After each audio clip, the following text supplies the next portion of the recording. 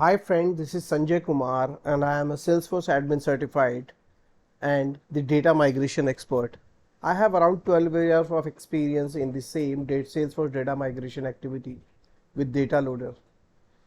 So I'm going to start a video series in Salesforce data migration with data loader. So data loader क्या है, Salesforce data migration क्या होता है, ये हम इन वीडियोस में सीखेंगे। और जो लोग already they are working in the Salesforce environment, they know the importance of this data migration activity.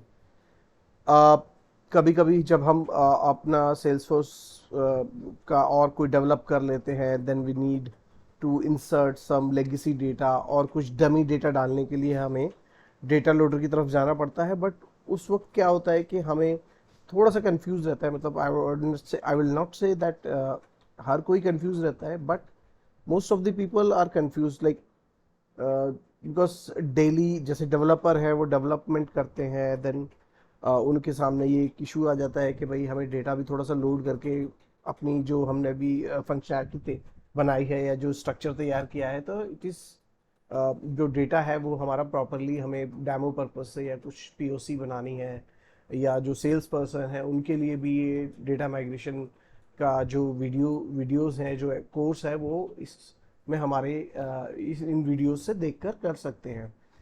सो होता क्या है कि हम कंफ्यूज रहते हैं कि हमारे पास हमें डेटा माइग्रेशन करना कैसे है। हमारे पास कुछ डेटा होता है, कुछ हमें कभी कभी कुछ बनाना पड़ता है। लेट से हमें कोई पीओसी करनी है तो कोई डमी डेटा बनाना है, या सैंड बॉक्स में कुछ डेटा डालना है, हमने कुछ नया इम्प्लीमेंट किया है और उसके लिए हमें डेटा, तो हमेशा थोड़ा सा कन्फ्यूजन रहता है। तो आई होप इन वीडियोस को देखने के बाद आपका ये कन्फ्यूजन दूर हो जाएगा।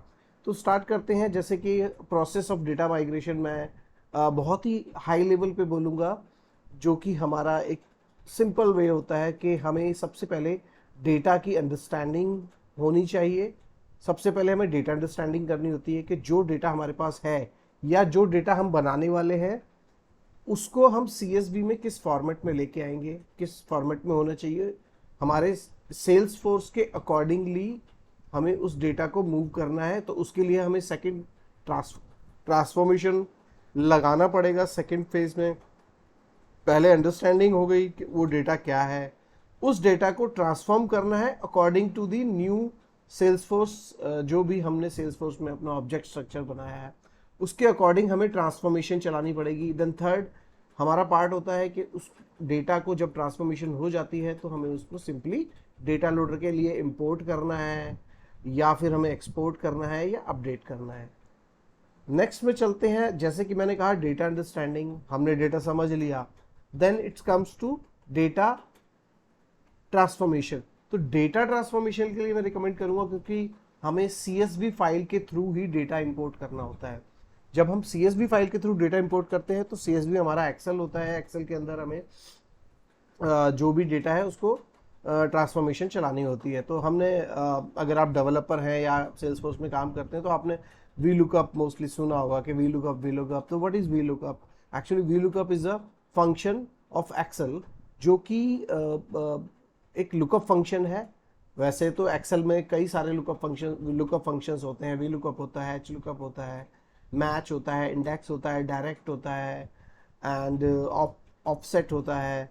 सो there are multiple functions, like 7 या 8 फंक्शंस होते हैं जो हम यूज़ कर सकते हैं। बट जो कॉमनली यूज़ होता है वो वी लुकअप फंक्शन होता है। हमें उसकी अंडरस्टैंडिंग होनी बहुत ज़रूरी है, which is mandatory for to learn the data migration process activity. तो वी लुकअप हो गया। कुछ डेट फंक्शंस, कभी कभी हम डेट्स में कंफ्यूज हो जाते हैं। लेट्स सपोज कोई डेट है जैसे 5/6/2020, राइट? So 5/6 means what? 6 मई और 5 जून, वहाँ कंफ्यूजन रहता है। तो थोड़ा सा हमें डेट का भी आइडिया होना चाहिए कि भाई हमारी डेट्स जो है वो परफेक्टली, हमें डेट फंक्शंस के बारे में आना चाहिए। देन सेकंड होता है date format, which is very common. कि डेट फॉर्मेट, जब भी हम डेटा लोडर से कोई डेटा चढ़ा रहे हैं तो उसमें हमारा डेट का जो फॉर्मेट होता है, डेट सिंपल डेट का फॉर्मेट होता है YYY MMDD। और अगर डेट एंड टाइम है तो उसके लिए हम यूज़ करते हैं YYMMDD TNH:/MM/SS.00Z। ये एक कॉमन फॉर्मेट है टाइम जोन के लिए है, right. Then we should know the convert date. कभी कभी क्या होता है, हमारे पास कुछ डेट्स आती हैं, कुछ डेट्स होती हैं, जैसे कि हम आगे लर्न करेंगे आगे वीडियोस में, कि कभी कुछ डेट होती हैं कि कुछ टेक्स्ट में आ जाती हैं, कुछ प्रॉपर फॉर्मेट में आती है, तो हमेशा हमें बहुत ज़्यादा दिक्कत होती है।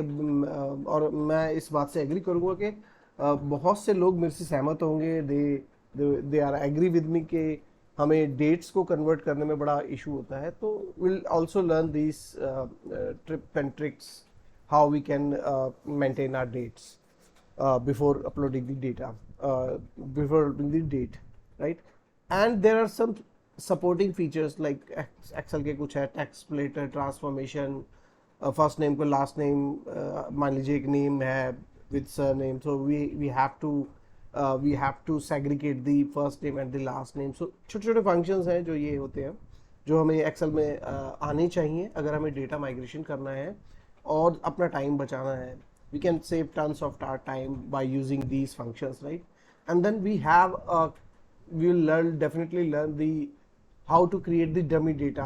जैसे कि मैंने बताया कि जब भी हम कोई POC करने जाते हैं या सैंडबॉक्स में कुछ डेटा डालने हैं या कुछ टेस्टिंग करनी है, QA करना है, तो हमें कुछ डमी डेटा की ज़रूरत होती है। Instead of writing each and every the name, let's suppose we are inserting the name, we are inserting the lead data, and what we'll have to do, we have to write the first name, last name, phone number, email and all.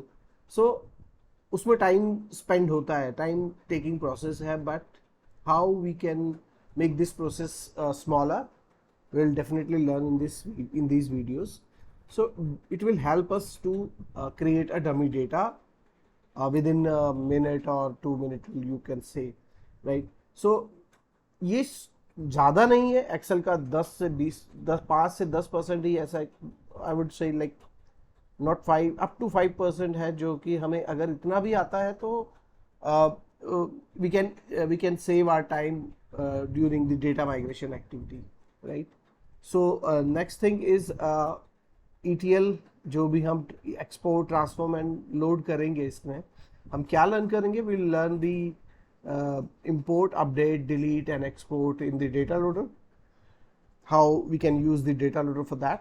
And also we will also learn, we will also practice the importing the product price book entry, जो कि एक हमारा important part होता है। जब भी हम price book entry की बात करते हैं तो थोड़ा सा घबरा जाते हैं कि यार ये प्राइस बुक एंट्री पे 3 ऑब्जेक्ट्स को एक साथ मेंटेन करना है। सो वो भी हम इजीली देखते हैं कि हम उसमें सीखेंगे कि कैसे हम इसको मेंटेन कर सकते हैं। Then will import some leads, tasks, accounts, contact, opportunity and opportunity item. Instead of these item हमारे पास बहुत सारे कस्टम ऑब्जेक्ट्स भी होते हैं, स्टैंडर्ड ऑब्जेक्ट्स भी होते हैं जिनमें हमें डेटा करना होता है। बट इस सीरीज के अंदर मैं ये आपको कैसे इंपोर्ट एक्सपोर्ट करना है और डिलीट करना है, I'll tell you about these.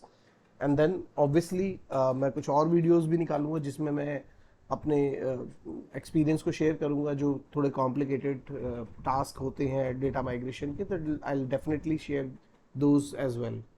So I hope you will enjoy my videos. So मिलते हैं नेक्स्ट वीडियो में to start with the Excel things. Thank you very much.